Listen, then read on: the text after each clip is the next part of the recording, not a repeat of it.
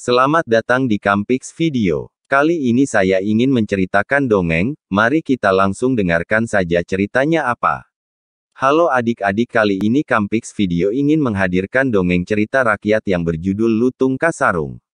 Cerita ini ialah versi lain, yaitu versi Pasir Luhur, yang mana kita tidak usah berdebat mana yang benar di antara versi-versi tersebut. Yang jelas cerita dan legenda ini untuk menghibur dan dipetik pelajarannya.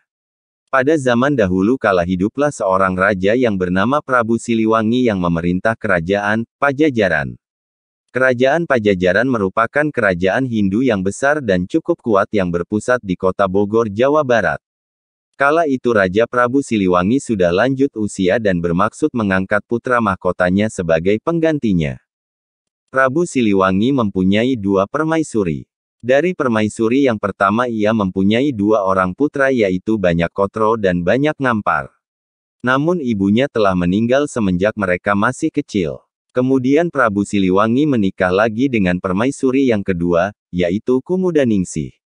Dari permaisuri yang kedua ini ia mempunyai seorang putra dan seorang putri, yaitu Banyak Blabur dan Dewi Pamungkas. Dalam pernikahan yang kedua ini Prabu Siliwangi mengadakan perjanjian bahwa jika kelak ia mempunyai putra laki-laki maka putra dari permaisuri yang kedua inilah yang akan menggantikannya menjadi Raja Pajajaran.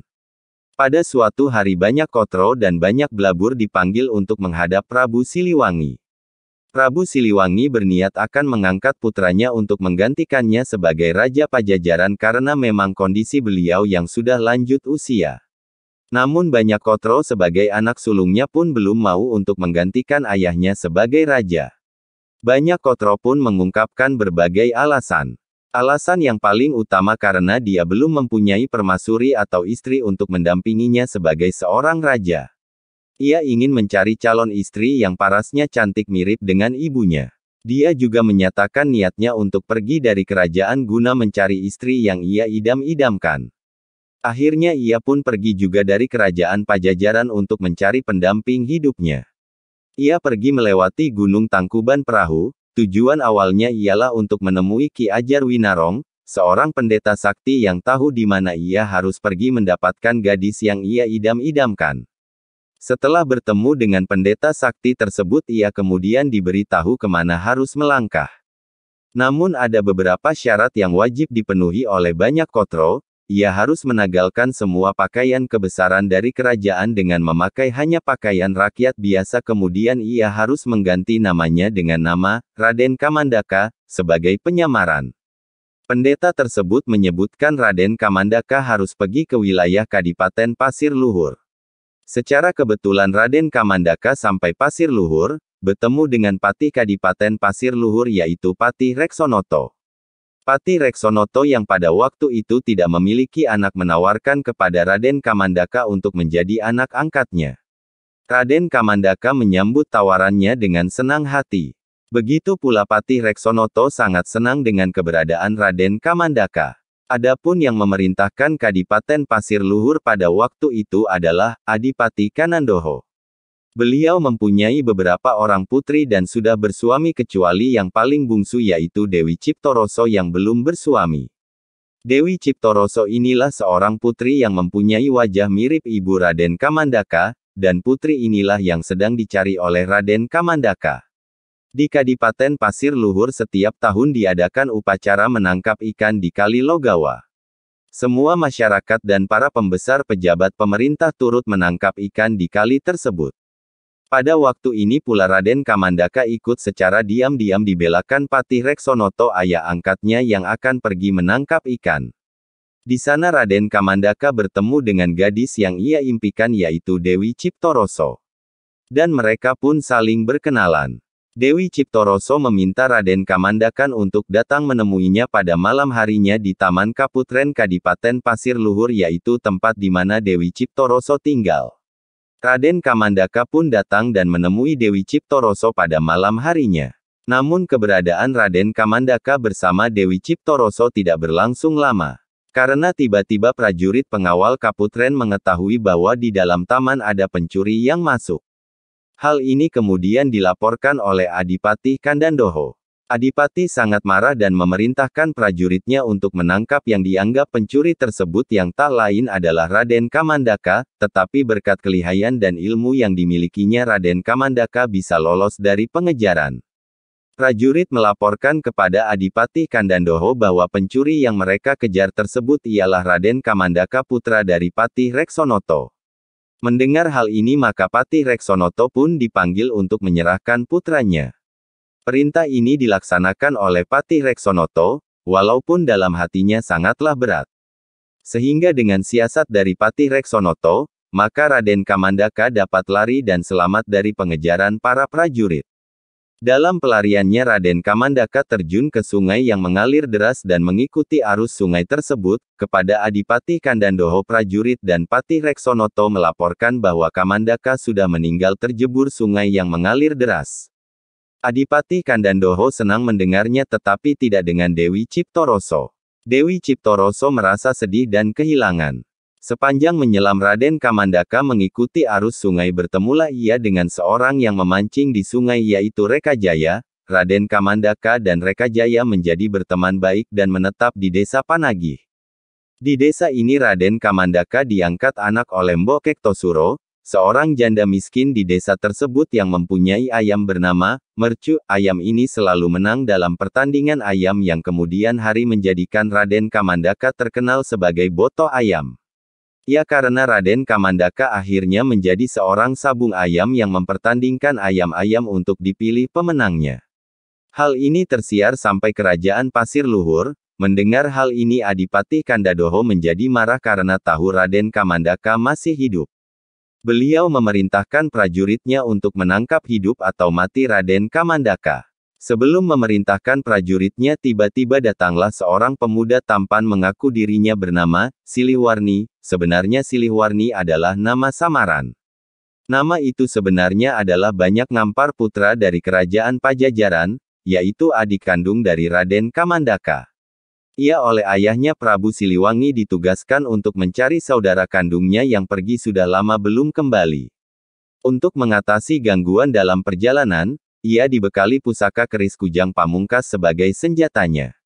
Dan dia juga menyamar dengan nama Silihwarni, dan berpakaian seperti rakyat biasa. Karena ia mendengar berita bahwa kakak kandungnya berada di Kadipaten Pasir Luhur, maka ia pun pergi ke sana. Setelah Silihwarni menerima perintah dari Adipati, pergilah ia dengan diikuti beberapa prajurit dan anjing pelacak menuju desa Karangluas, tempat penyabungan ayam. Di tempat inilah mereka bertemu. Namun keduanya sudah tidak mengenal lagi. Silihwarni berpakaian seperti rakyat biasa sedangkan Raden Kamandaka berpakaian sebagai Boto Ayam, dan wajahnya pucat karena menahan kerenduan kepada kekasihnya. Terjadilah persabungan ayan Raden Kamandaka dan Silihwarni, dengan tanpa disadari oleh Raden Kamandaka tiba-tiba Silihwarni menikam pinggang Raden Kamandaka dengan keris Kujang Pamungkasnya. Karena luka goresan keris itu tersebut darah pun keluar dengan deras.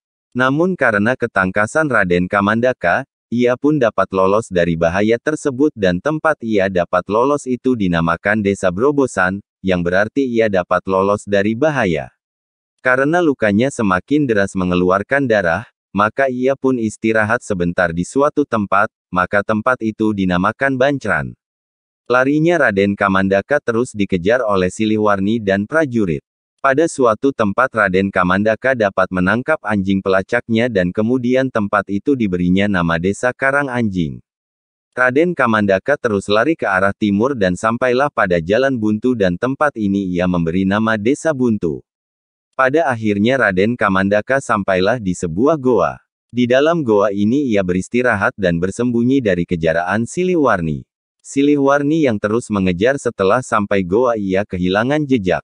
Kemudian Silihwarni pun dari mulut goa tersebut berseru menantang Raden Kamandaka.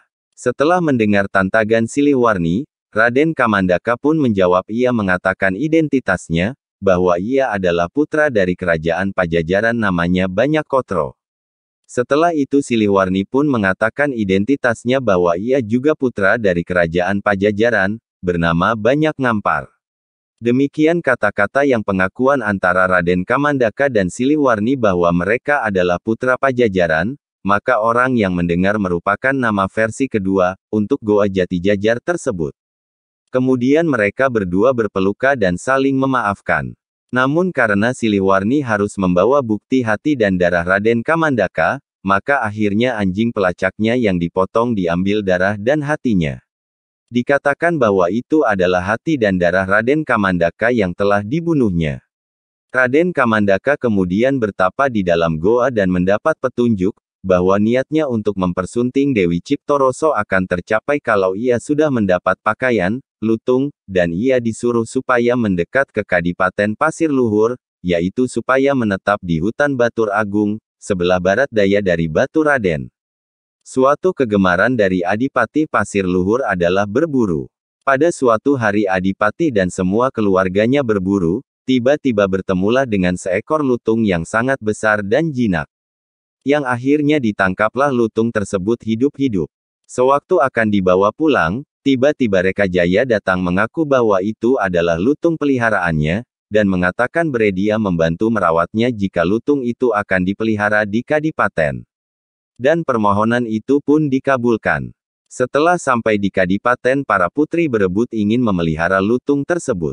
Selama di Kadipaten, lutung tersebut tidak mau dikasih makan. Oleh sebab itu akhirnya oleh Adipati lutung tersebut disayembarakan, yaitu jika ada salah seorang dari putrinya dapat memberi makan dan diterima oleh lutung tersebut, maka ialah yang akan memelihara lutung tersebut. Ternyata makanan yang diterima oleh lutung tersebut hanyalah makanan dari Dewi Ciptoroso, maka lutung Kasarung itu menjadi peliharaan Dewi Ciptoroso. Pada malam hari lutung tersebut berubah wujud menjadi Raden Kamandaka. Sehingga hanya Dewi Ciptoroso yang tahu tentang hal tersebut. Pada siang hari ia berubah menjadi lutung lagi. Maka keadaan Dewi kini menjadi sangat gembira dan bahagia, yang selalu ditemani lutung Kasarung. Alkisah pada suatu hari Raden dari Nusa Kambangan Prabu Pule Bahas menyuruh patihnya untuk meminang putri bungsu Kadipaten Pasir Luhur Dewi Ciptoroso dan mengancam apabila pinangannya ditolak ia akan menghancurkan Kadipaten Pasir Luhur. Atas saran dan permintaan dari lutung Kasarung, pinangan Raja Pule Bahas agar supaya diterima saja. Namun ada beberapa syarat yang harus dipenuhi oleh Raja Pule Bahas. Salah satunya ialah dalam pertemuan pengantin nanti lutung Kasarung harus turut mendampingi Dewi Ciptoroso. Pada waktu pertemuan pengantin berlangsung, Raja Pule Bahas selalu diganggu oleh lutung Kasarung yang selalu mendampingi Dewi Ciptoroso. Oleh sebab itu Raja Pule Bahas marah dan memukul lutung Kasarung. Namun lutung Kasarung telah siap berkelahi melawan Raja Pule Bahas. Pertarungan Raja Pule Bahas dengan lutung Kasarung terjadi sangat seru. Namun karena kesaktian dari lutung Kasarung, akhirnya Raja Pule Bahas gugur dicekik dan digigit oleh lutung Kasarung. Tatkala Raja Pule Bahas gugur, maka lutung Kasarung pun langsung menjelma menjadi Raden Kamandaka, dan langsung mengenakan pakaian kebesaran kerajaan Pajajaran dan mengaku namanya Banyakotro. Kini Adipati Pasir Luhur pun mengetahui hal yang sebenarnya adalah Raden Kamandaka dan Raden Kamandaka adalah Banyakotro dan Banyakotro adalah lutung Kasarung putra mahkota dari kerajaan Pajajaran. Dan akhirnya ia dikawinkan dengan Dewi Ciptoroso. Namun karena Raden Kamandaka sudah cacat pada waktu adu ayam dengan Siliwarni kena keris kujang pamungkas, maka Raden Kamandaka tidak dapat menggantikan menjadi raja di Pajajaran. Karena tradisi kerajaan Pajajaran, bahwa putra mahkota yang akan menggantikan menjadi raja tidak boleh cacat karena pusaka kujang pamungkas. Sehingga setelah ia dinikahkan dengan Dewi Ciptoroso, Raden Kamandaka hanya dapat menjadi adipati di Pasir Luhur menggantikan mertuanya. Sedangkan yang menjadi raja di Pajajaran adalah Banyak Blabur.